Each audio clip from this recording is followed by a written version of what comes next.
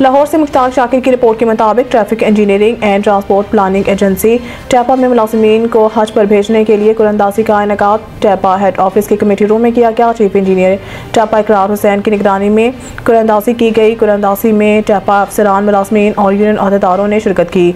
3 मुलाजिमीन के नाम हज की सादत का कुरान निकाला। ग्रेड 17 के assistant director Zaheer Ahmed, grade 16 के सब इंजीनियर साकिब अली, 5वें स्केल के दफ्तरी अब्दुल अजीज, इस मौके पर director TEPA 1 Furqan Zaheer, director TEPA 2 Jawad Kamran, deputy director Malik Adil Awan भी मौजूद थे। तो सारी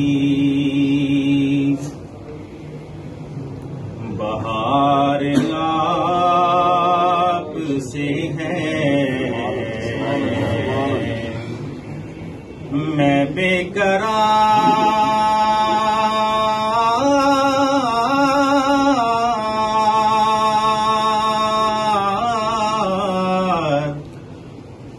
मैं बेकरार था।